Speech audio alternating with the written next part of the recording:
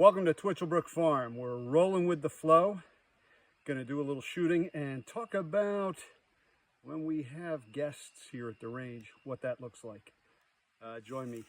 We're gonna take the old Montgomery Ward single shot SB-100B. I think it was made by Savage Arms in Massachusetts. Anyway, good gun.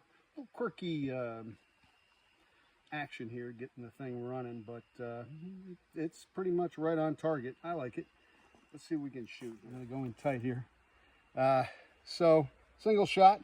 You aren't familiar with it, and you probably are. Load a single round, clicker shut. In this case, it's a little unusual. You got to click that forward. If you don't, you get a soft touch with the firing pin, so now you got a shell with a dimple in it. Nobody wants that. Crazy balloon time cam there. I hate those things. Did I miss that? Whoa! Give it one more shot. I think I might have missed. Here we go. There, we got it that time. Those things can take a punch. There we go. Do one more. Let's have a cup of coffee.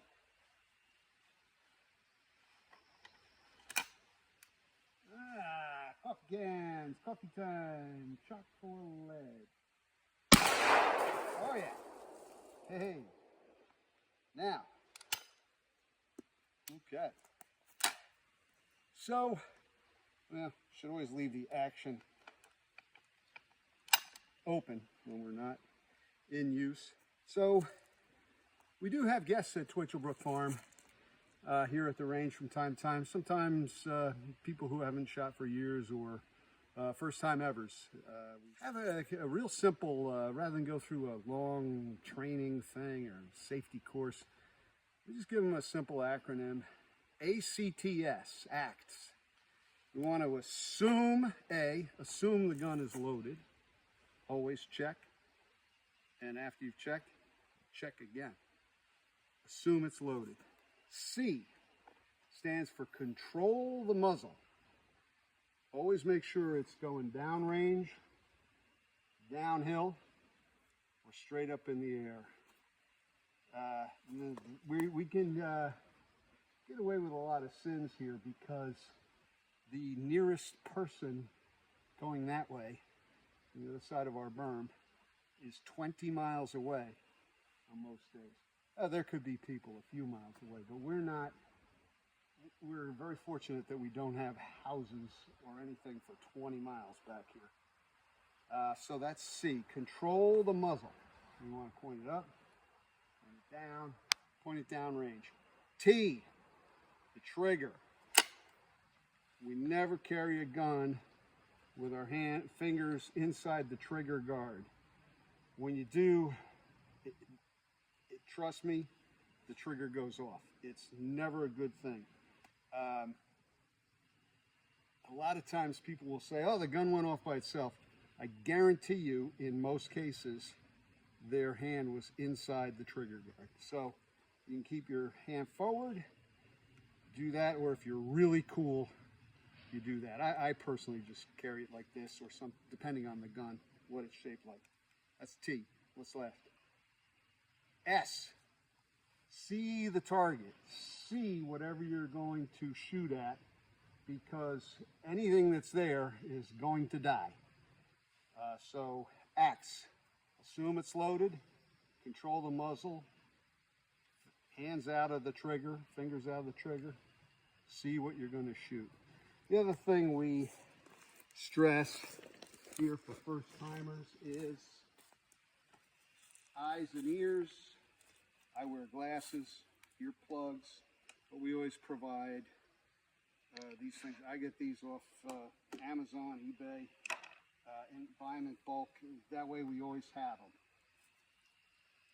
them. And the other thing we stress here at the range is when you have a first ever, I've made the mistake of putting people on on a 12 gauge, and I won't make that mistake again. We use a 22. It doesn't have a lot of recoil kick. It's not loud. It's not going to scare the heck out of anybody the first time they fire it. I still get jump when I shoot or when I'm near a 30-30, even with the phones on and things. And sometimes if someone shoots a shotgun and I'm not, you know, I'm looking elsewhere or what have you, it can be a shock. 22 is a great gun to start people with. Trying to think if there's anything else that we always try to be, whenever one of these rules is broken, let's say somebody swings I was very careful to have that way, but if someone swings a barrel around or something, or has their fingers inside the trigger guard, don't shout at someone. Just quietly say, hey, you know, mind your trigger or mind your barrel. Let's keep it that way. Or hey, let's check that action again. Make sure we're not loaded. I'm gonna do that here. Yep. Check it again. Check it again. The last thing you want to do is give someone an oversized gun, something that's going to, you know, blow their hands apart when they shoot it. Not literally, but figuratively. And just screaming at people when they do something wrong. It's just very quiet. Hey, you know, let's keep the muzzle that way, or you know, move the muzzle over.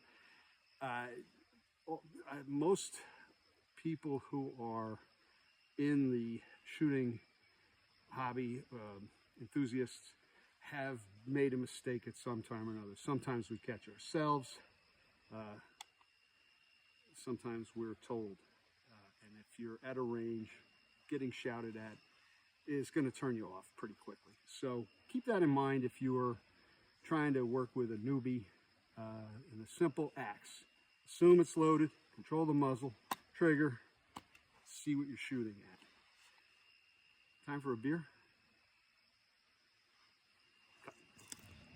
All right, Twitchell Brook Farm, rolling with the flow. We have a beer here that right away looks like an adjunct lager. Not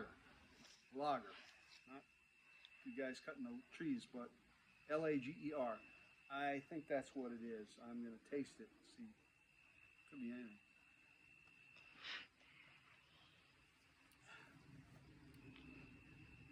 It do taste like a lager. Like an, I have no idea. I'm going to guess it's Coors. I know there's a lot of that in the fridge, so I'm going to guess Coors. It's not a beer that's making me say wow, but it's certainly refreshing. Tastes good. For a long day working around here, I sure like this. Let's see what we got. And I'm wrong as usual. It is a lager, but this one is from Smuttynose down in New Hampshire. And yeah, good beer.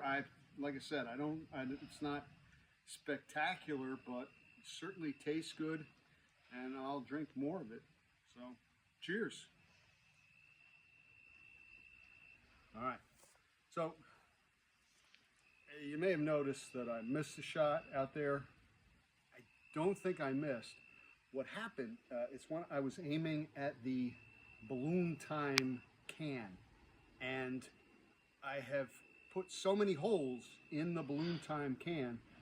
This time, all of the shot from the bird shot, all 300 shots, pellets, went through existing holes.